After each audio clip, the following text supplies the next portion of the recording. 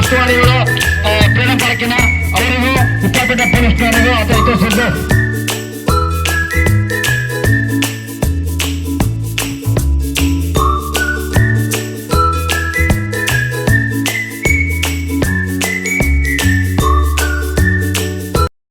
ಯಾರಾದ್ರೂ ಒಬ್ರು ಬನ್ನಿ. ಹಾ, ದಯವಿಟ್ಟು ಒಂದು ನಿಮಿಷ ಸರ್. ನಮಸ್ತೆ.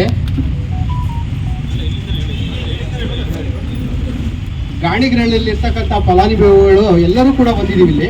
ಕಾರಣ ಏನು ಅಂತಂದ್ರೆ, ಈ ಸಡನ್ ಆಗಿ 3 ವರ್ಷದ ಹಿಂದೆ 1 ಲಕ್ಷ ಕಟ್ಟಿದ್ದು 50,000 ಕಟ್ಟಿರ್ತಕ್ಕಂಥ ಫಲಾನುಭವಿಗಳು ಇದ್ರು. ಆದ್ರೆ ಈಗೇನಾಗಿದೆ ಅಂದ್ರೆ, ಸಡನ್ ಆಗಿ ಈ ತಿಂಗಳು 1ನೇ ತಾರೀಕು 2ನೇ ತಾರೀಕು ಒಳಗಡೆ ನಮಗೆ ಒಂದು ಲೋನ್ ಮೇಳ ಅಂತೇಳಿ ಒಂದು ನೋಟಿಸ್ ಅನ್ನ ಇಶ್ಯೂ ಮಾಡಿದ್ರು. ಎಲ್ಲರೂ ಕೂಡ ಅಲ್ಲಿ ಸೇರ್ಕೊಂಡು ಗಾಣಿಗರಳ್ಳಿ ಪ್ರದೇಶದಲ್ಲಿ ಅಲ್ಲಿ 5 ವರ್ಷದಿಂದ ಯಾವ ರೀತಿ ಕಟ್ಟಡ ಇತ್ತು ಅದೇ ರೀತಿ ಯಥಾಸ್ಥಿತಿ ಇದೆ. ಇಲ್ಲಿವರೆಗೂ ಒಂದೇ ಒಂದು ಕಾರ್ಯ ಆಗಿಲ್ಲ ಇಲ್ಲಿವರೆಗೂ. ಈಗ ನಾವು 15,000 20,000 ಸಂಬಳ ತಗೊಂಡು ಜೀವನ ಮಾಡ್ತಕೊಂಡು ಬಾಡಿಗೆ ಮನೇಲಿ ಇದ್ದೀವಿ, ಮಕ್ಕಳು ಎಜುಕೇಶನ್ ಕೊಡ್ತಾ ಇದ್ದೀವಿ, ತಂದೆ ತಾಯಿಗಳು ನೋಡ್ಕೊಳ್ತಾ ಇದ್ದೀವಿ. ಹಾಗಾಗಿ ಈಗ ನಮಗೆ ಸಡನ್ ಆಗಿ ಲೋನಿಗೆ ಹೋಗಿ ಅಂತಂದ್ರೆ, ಅಲ್ಲಿ ಮನೆ ರೆಡಿ ಆಗಿದ್ರೆ ನಾವು ಲೋನಿಗೆ ಹೋಗಕ್ಕೆ ರೆಡಿ ಇದ್ದೀವಿ. ಆದ್ರೆ ನಾವು ಬಹಳ ಖುಷಿಯಿಂದ ಎಲ್ಲರೂ ಹೋದು. ಯಾಕೆ ಅಂತಂದ್ರೆ, ಅಲ್ಲಿ ಹೋದಾಗ ಏನಾಯ್ತು, ಅಲ್ಲಿ ಬಿಲ್ಡಿಂಗ್ ನೋಡಿದ್ರು, ಅಲ್ಲಿ ಇನ್ನು ಕಿಟಕಿ ಆಗಿಲ್ಲ, ಎಲೆಕ್ಟ್ರಿಸಿಟಿ ಇಲ್ಲ, ಆಮೇಲೆ ನೀರಿನ ವ್ಯವಸ್ಥೆ ಇಲ್ಲ, ಆಮೇಲೆ ಡೋರ್ಸ್ ಇನ್ನೂ ರೆಡಿ ಆಗಿಲ್ಲ. ಅಲ್ಲಿ ಹೇಗಿದೋ ಹಾಗೆ ಇದೆ, ಅಲ್ಲಿ ಬೂತ್ ಬಂಗ್ಲೆ ತರ ಇದೆ. 5 ವರ್ಷದಿಂದ ಹೇಗಿತ್ತು ಹಾಗೆ ಇದೆ. ಈಗ ಏನಾಗಿದೆ ಅಂತಂದ್ರೆ, ನೀವು ಲೋನ್ ಬೇಡ ಅಂದ ತಕ್ಷಣ ನಾವು ಹೋದ್ವು, ಅಲ್ಲಿ ಖಾಸಗಿ ಬ್ಯಾಂಕ್ನವ್ರು ಬಂದಿದ್ರು, ರಾಷ್ಟ್ರೀಕೃತ ಬ್ಯಾಂಕ್ ಅಲ್ಲ. ಅದು ಲೋನಲ್ಲಿ 25ನೇ ತಾರೀಕು ಒಳಗಡೆ ಲೋನ್ಗೆ ಹೋಗಿ ಅಂತ ನಮಗೆ ನೋಟಿಸ್ ಬಂದಿರೋದು. ಹಾಗಾಗಿ ನಾವೆಲ್ಲರೂ ಸೇರಿ ನಿಗಮ ಮಂಡಳಿಗೆ ಒಂದು ಮನವಿಯನ್ನು ಕೊಟ್ಟಿದ್ದೀವಿ. ಏನಂತಂದ್ರೆ, ನಮಗೆ ಬಿಲ್ಡಿಂಗ್ ಕಂಪ್ಲೀಟ್ ಆದ್ಮೇಲೆ ನಮಗೆ ಲೋನಿಗೆ ಹೋಗ್ತೀವಿ, ಇಲ್ಲ ಸಂಪೂರ್ಣ ಹಣವನ್ನು ಕಟ್ಟೋರು ಕೆಲವರು ಇದ್ದಾರೆ.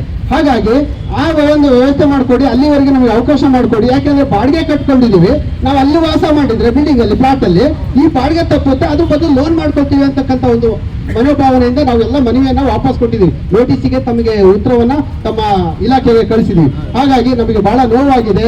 ಎಲ್ಲ ಸಿಂಗಲ್ ಪೇರೆಂಟ್ಸ್ ಇದೀವಿ, ತಂದೆ ತಾಯಿ ವಯಸ್ಸಾಗಿರ್ತಕ್ಕಂಥ. ಈಗಲೇ ಆ ಬಿಲ್ಡಿಂಗ್ ಆಯಸ್ ಎಷ್ಟು ನಮಗೆ ಗೊತ್ತಿಲ್ಲ, ಆದ್ರೆ ಈಗಲೇ 5-10 ವರ್ಷ ಆದ್ರೆ ನಾವು ಎಷ್ಟು ವರ್ಷ ಬದುಕ್ತೀವಿ ಆ ಬಿಲ್ಡಿಂಗ್ ಅಲ್ಲಿ? ನಮ್ಮ ಮಕ್ಳಿಗೆ ಬಿಟ್ಟು ಹೋಗ್ಬೇಕಾಗುತ್ತೆ. ನಾವು ಬದುಕಲಿಲ್ಲಲ್ಲ, ನಾವಿರ್ಲಿಲ್ವಲ್ಲ ವಾಸ ಅಂತಕ್ಕಂಥ ನಮಗೆ ಒಂದು ಕೊರಗಿ ಇದ್ದೇ ಇರುತ್ತೆ. ಈಗ ಎಷ್ಟೋ ಜನ 60-70 ವರ್ಷದವರು ಕೂಡ ಇದ್ದಾರೆ. ಕೆಲವು ಕೋವಿಡ್ ಅಲ್ಲಿ ತೀರೋಗಿರ್ತಕ್ಕಂಥ ಸಿಂಗಲ್ ಪೇರೆಂಟ್ಸ್ ಇದ್ದಾರೆ, ಕೆಲವು ಮಹಿಳೆಯರು ಸಿಂಗಲ್ ಪೇರೆಂಟ್ಸ್. ಅವ್ರು ಯಾವ ರೀತಿ ಲೋನ್ ಕಟ್ಕೊಳ್ತಾರೆ? ಇದಕ್ಕೆ ತಾವು ಒಂದು ಉತ್ತರವನ್ನು ಕೊಡಬೇಕು ಅಂತ ಹೇಳಿ ನಾನು ಮನವಿ ಮಾಡ್ಕೊಳ್ತೀನಿ ಸರ್.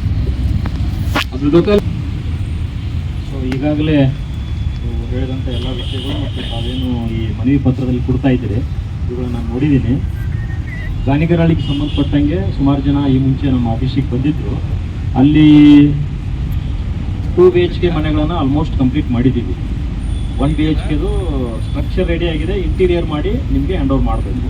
ಸೊ ಇದ್ರ ಮಧ್ಯೆ ನೀವು ಬಂದಾಗ ನಾವು ಏನು ಹೇಳ್ತೀವಿ, ಲೋನ್ ಮೇಳ ಮಾಡ್ತೀವಿ. ನೀವೇ ರಿಕ್ವೆಸ್ಟ್ ಮಾಡ್ಕೊಂಡಿದ್ರಿ, ಲೋನ್ ಮೇಳ ಮಾಡಿ ನಾವು ಲೋನ್ ತೊಗೊಳ್ತೀವಿ ಮತ್ತು ಲೋನ್ ಕೊಡ್ತೀವಿ, ಬೇಗ ಮನೆ ಕಂಪ್ಲೀಟ್ ಮಾಡಿ ಕೊಡಿ ಅಂತೇಳಿ. ಯಾವ ಮಧ್ಯವರ್ತಿ ಬರಲಿಕ್ಕೂ ಅವಕಾಶ ಇಲ್ಲದೇ ಥರ ನಾವು ಸಿಸ್ಟಮನ್ನು ಡೆವಲಪ್ ಮಾಡಿದ್ದೀವಿ. ಮತ್ತು ನೀವು ಕೂಡ ಯಾವುದೇ ಮಧ್ಯವರ್ತಿಗೆ ಹೇಳುವಂಥ ವಿಷಯನ ನೀವು ತಲೆಗೆ ತಗೊಳ್ಬಾರ್ದು. ಏನೇ ವಿಷಯ ಇದ್ರೂ ಕೂಡ ನೇರವಾಗಿ ರಾಜೀವ್ ಗಾಂಧಿ ಹೌಸಿಂಗ್ ಕಾರ್ಪೊರೇಷನ್ ಬಂದು ಅಥವಾ ವೆಬ್ಸೈಟಲ್ಲಿ ಅಥವಾ ಕಾಲ್ ಸೆಂಟರ್ ಇದೆ, ಕಾಲ್ ಸೆಂಟ್ರಲ್ಲಿ ನೀವು ಮಾಹಿತಿಯನ್ನು ತೆಗೆದುಕೊಳ್ಬೋದು. ಯಾರನ್ನ ಮಧ್ಯವರ್ತಿಯನ್ನು ಸಂಪರ್ಕ ಮಾಡುವಂಥ ಅವಶ್ಯಕತೆ ಇಲ್ಲ. ಸೊ ನಿಮ್ಮಲ್ಲಿ ಏನು ಡಿಮ್ಯಾಂಡ್ಗಳಿದ್ದಾವೆ ಇದಕ್ಕೆ ಸಂಬಂಧಪಟ್ಟಂಗೆ ನಾವೆಲ್ಲ ಆಲ್ರೆಡಿ ಆ್ಯಕ್ಷನ್ ತಗೊಳ್ತಾ ಇದ್ದೀವಿ.